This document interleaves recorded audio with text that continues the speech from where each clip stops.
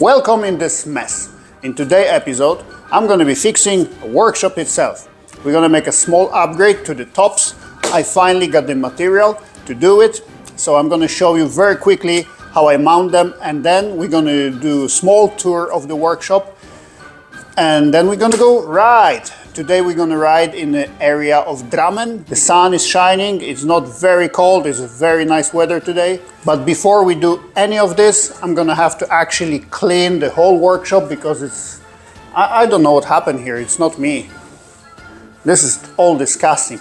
I apologize for that. So let me clean up the workshop very quickly. Then we're going to install the new tops even quicker. And then we're going to go and enjoy the nice weather on the motorcycle.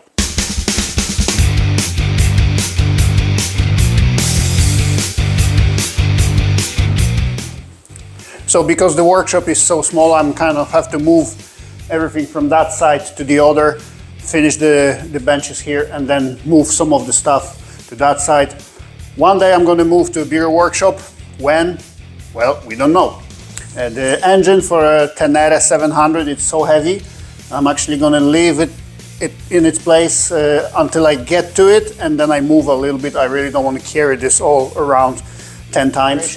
I have to do some small preparation here before I can actually put the new tops on. But don't worry, I'm not going to bore you with that. You're going to see this very quickly. It's going to take 25 seconds for you. I wish Kyle from RR Buildings come and build me a new workshop, but well, you never know. Maybe one day he will.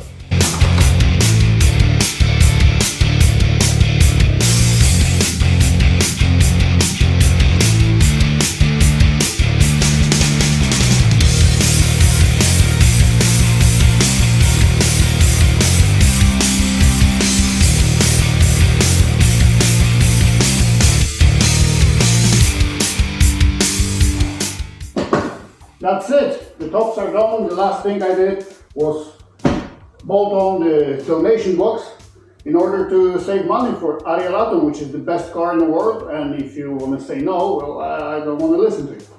The tops are done, they're good enough for me, I think. Have a look and let me know what you think.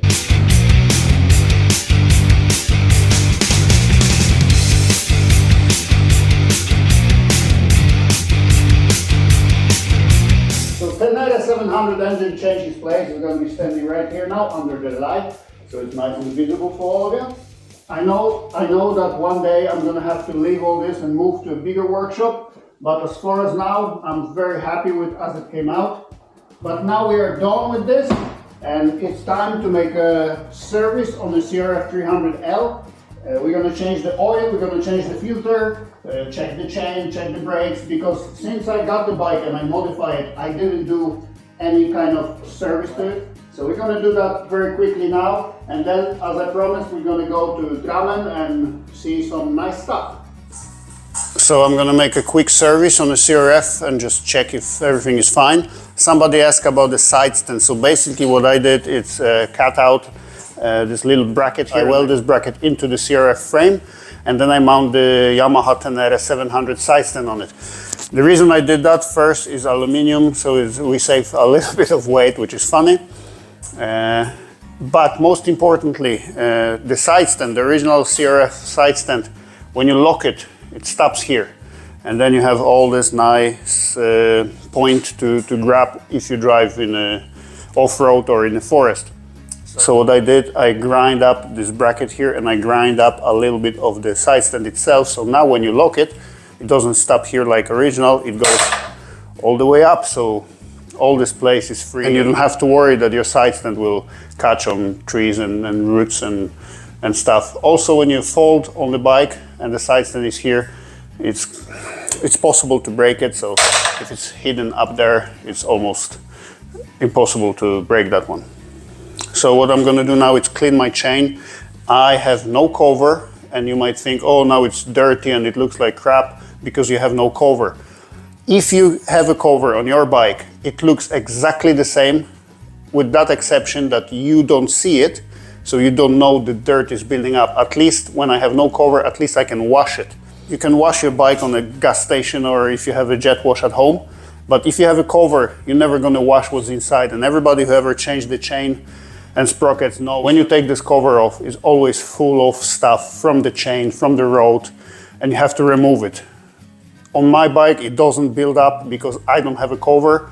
So each time I wash the bike, I can wash this area too, so it stays nice and clean. Even though it looks very bad right now, that's how it is. And also one thing, when you drive in winter, the chain and sprocket is something you just have to sacrifice because they're gonna be gone after one season. You can see how disgusting this looks. This chain is gone. I don't think I will make more than 5,000 kilometers on that chain. Probably even less because of the water and salt here on the roads. I just know that this chain not going to survive more than one winter. This is just something you have to accept when you drive a bike in the winter. So I'm going to wash the chain, lubricate it, check the tension, and then we're going to change the oil. And I also want to look at the spark plug because I was driving with the not original exhaust for a while, and I just want to see how the engine is burning. So I'm going to take out the spark plug. We're not going to replace it, I just want to see how it looks. So let's wash the chain. What I'm going to use is a very nice brush which cleans all three surfaces. You have to flip it all the way around. Then I use the chain clean, or you can use the brake clean, which is not ideal because the brake clean can kill your O-rings or X-rings or whatever rings you have. If you have a motocross or enduro chain, you don't have any rings, so don't bother. You can wash it with whatever you want. And then on the end, because this is a road chain with the O-rings, we're going to use chain loop road. This is a normal O-ring chain as on any other road bike, so that's what I'm going to use. I'm not going to use any sticky off-road lubricant because this is not off-road chain, even though the bike goes off-road sometimes.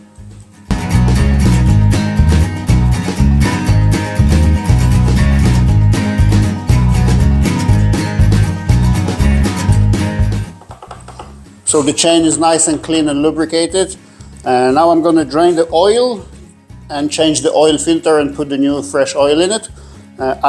Just when I got the bike, I mount the magnetic oil drain plug because it was standard from the factory, it's just a screw, so I mount the metal one.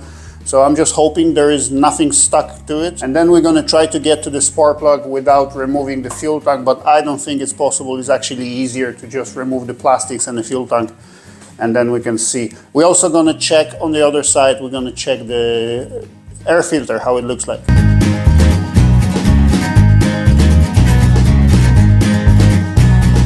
So hey, look at that.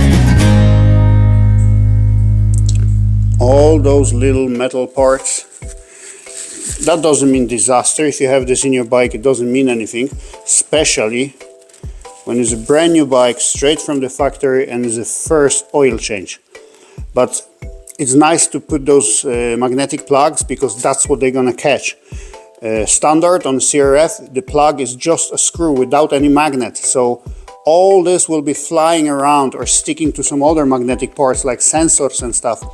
So it's nice to just put this magnetic plug as soon as you get the bike. If it's new, if it's used, doesn't matter.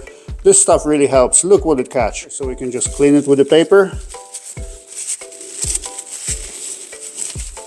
And it's all gone. Now we can put this back in and put the fresh oil in it.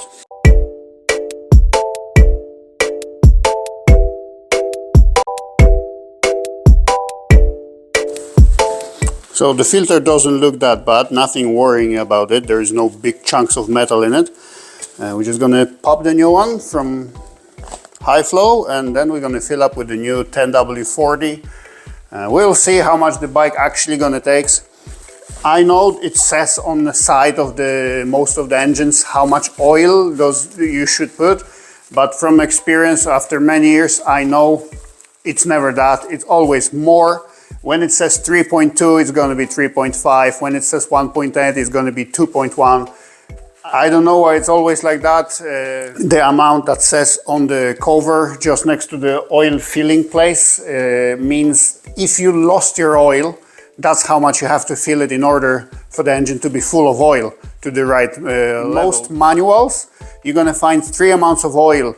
Just oil change with the filter, and complete disassembly of the engine. And all those three amounts are different. They're usually about 100, 200 milliliters more on each. So just check your book, but most importantly, check your oil level. If you have a little window, check that, it's very easy. If you don't have a window, you probably have a stick. On some cross and enduro bikes, you don't have window or you don't have a stick. You just have to fill up the amount that the manual says. Well, just follow your books, eh? And yes, while we are here, we're going to change the bolts from those to Umbraco. Someone asked where to get the bolts like this. Well, follow me.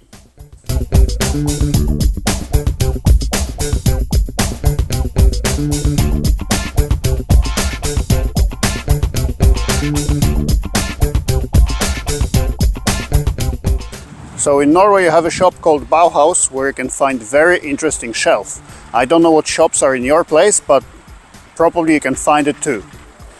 Screws, lots of them. All this is screws too. Screws, nuts, washers, bolts, all you want. The entire section. That's where I supply myself with screws.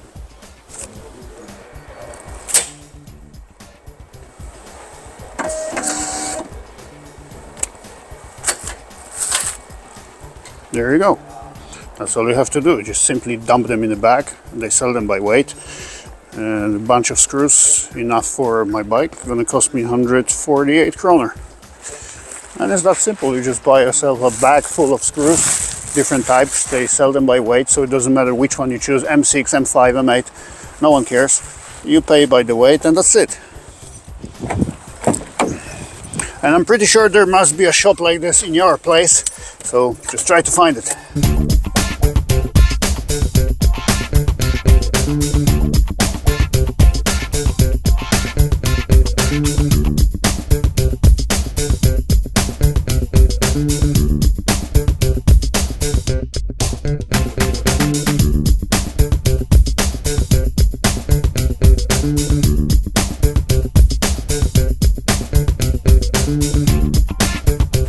Here you go, that's the spark plug.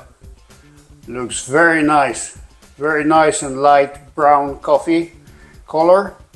It's burning really nicely. The spark plug is coming back. It has only 1,000 kilometers on it, so it's nothing. And I'm gonna be honest with you about the seat. I turned on the mat once and I never used it after that. Not even when it was minus 18. I didn't need it. Well, we'll see if I will ever have to drive in a colder place. Maybe minus 25, minus 30, I don't know. You never know what's going to happen.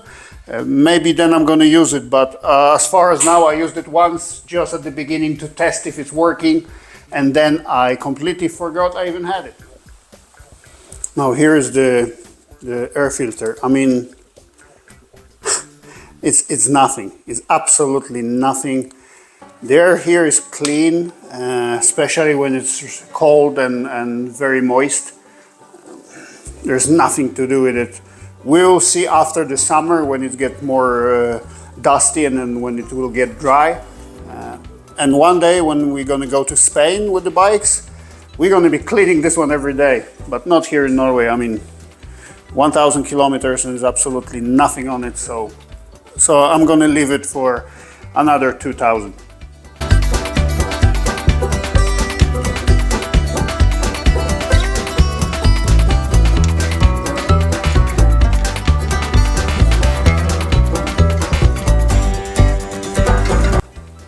And there you go. We got the small service, we got the new oil filter, we check the spark plug and the air filter, we clean and adjust and lubricate the chain, and the bike is ready to go. I actually managed to change this many screws to Umbraco this time. So I doubt there is any more screws left. Of course there are on the engine, but I haven't been there yet. So one day I'm going to be changing the cylinder to a bigger, or maybe putting some updated clutch or camshafts or some other stuff. Then we're going to change the rest of the screws. There are a few spikes gone from the tire, but that's normal. They're going. If you drive on asphalt sometimes, that's what happened, they go. I accept that the rear tire is 1 season, the front tire is 2 seasons, because they usually last much longer, especially in the winter. And that's it, the bike is done, and now I can go and show you a little bit of a place called Drammen. Well, someone asked me about what's the deal with changing all the screws. Well, idea is very simple, is to be able to do as much as possible on the road when you're traveling or having troubles away from the workshop or away from any possibility of help. The idea is to be able to do as much as possible with as little tool as possible. None of us wants to take the entire box of tools with us. The situation is different when you drive a sidecar or a very big bike, but still you don't want to have lots of tools with you. And it's a nice idea to have tool set like this, and you know that you're able to disassemble absolutely everything on the bike just with that. This is light, this is small, and it's a very simple idea actually. It's just to be able to do as much as possible with as little tool as possible. Here are some safety features like smoke alarm and carbon monoxide sensor. This is for the lights, and this is a switch for my compressor, which is underground in the basement, but it exploded last year, so now I have to get the new one. This is to control the heat. Here's a little fan in the wall. When I'm working here on the carburetors and stuff that usually smells bad, I'm always turning this one on, so all this bad smell and all the vapors can run out. Here is the paper. Here is some more paper. Here is a shelf with electric tools. This is a car tire balancing machine. That's a tire changing machine. This is manual static balancing machine for motorcycle wheels. But I use this to hold the front forks, just like this one, to work on them. That's a very small ultrasound wash. And there's some more suspension tools. And this if you cut yourself. Here is more stuff like fuel filters and hoses and some more hoses and many different stuff like clamps, and here's some more special tools. That's where I'm holding my enduro and motocross gear. That's my very basic welding machine. Here are some electrical cables and some more cables. Now in this too I'm holding all kind of different tools like keys and more keys and more keys and more screwdrivers, and there is some other stuff here. Have you seen the lifts? That's my very cheap bench. That's where I hold my helmets. Have you seen my trumpet? Here's some safety equipment like glasses and ear protection. Here's a bunch of diagnostic cables for different brands and different marks like BMW, Honda, Kawasaki, Suzuki, and some OBD scanners. And here's some gloves. There's a bunch of books in here about different motorcycles. That's a small lift I'm using to lift up most of the engines from ATVs and snowmobile and jet skis. Because they're very heavy, I need to use this electric device. Here is a wall related to tire changing operations. Here are some balancing weights. Here is my trolley with all my cans. There's lubricants, paints, and a little shelf on wheels which I use to work around the motorcycle.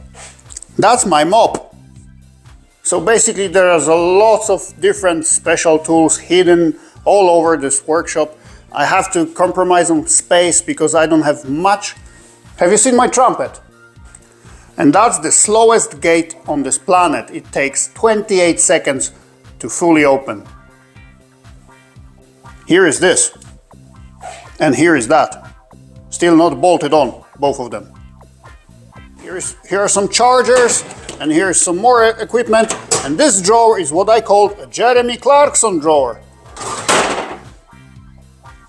Behind the seat there's a special tool to align the wheels on ATVs and Can-Am Spyders. I have to made it myself. Here are some license plate holders and more special tools.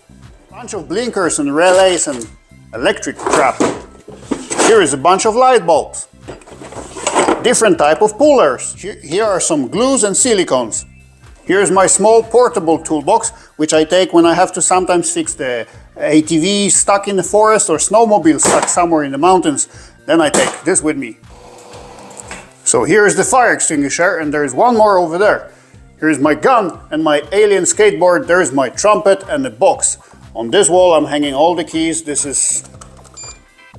Oops. Here's the box with some stuff. Here's small electronics, not necessarily connected to motorcycles. Here is my safe, because I like to be safe. Have you seen my trumpet?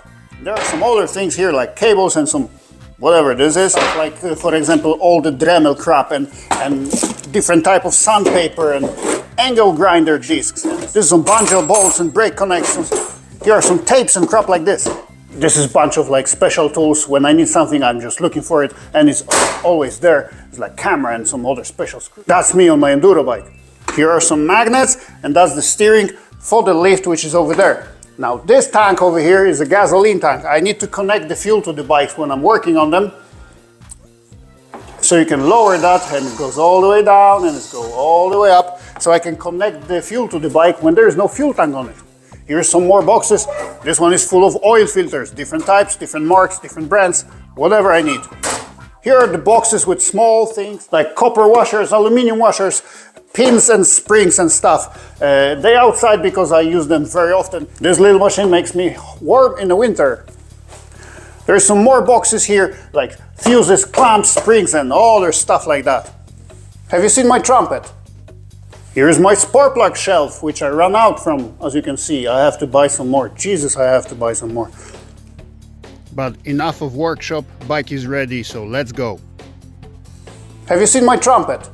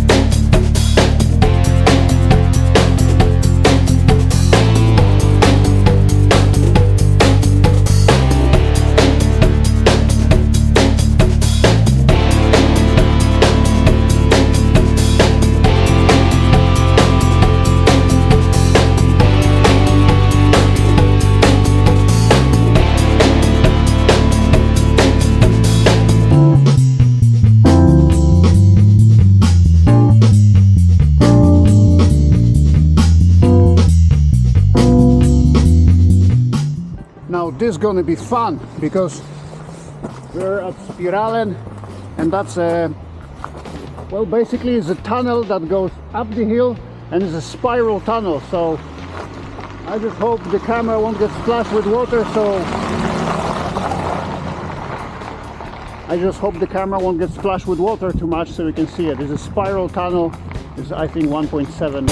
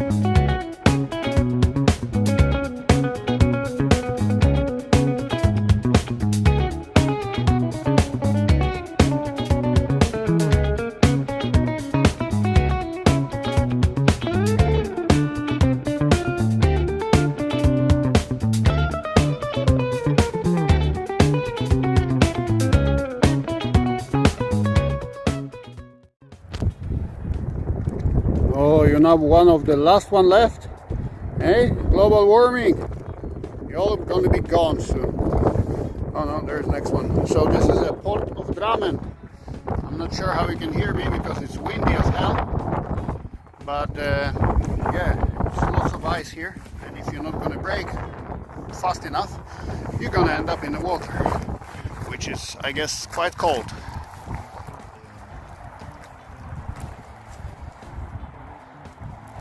So those panels, I believe they are walls of the tunnels that they drill here in Norway. They're quite good at this, and they drill tunnels like crazy, and that's ready panels, so you just put them on the wall after you drill a tunnel and you have a tunnel ready to be used.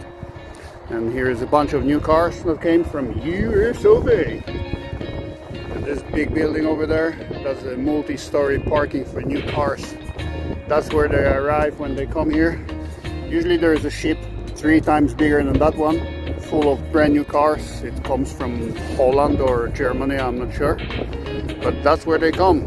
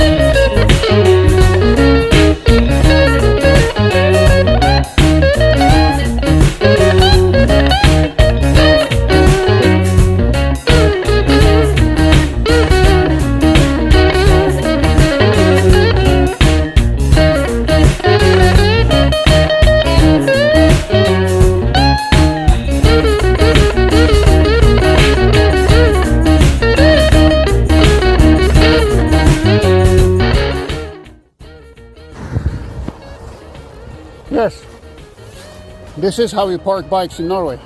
You don't even need a side stand, you see? I didn't even use my side stand. So conclusions of today. It's too hot. -1, it's too hot to use the heated grips and heated seat. My steering is a little bit wrong angle. I'm gonna have to do something about it. last but not least, just get the bike, please. They can walk on ice. You can ride the bike on ice.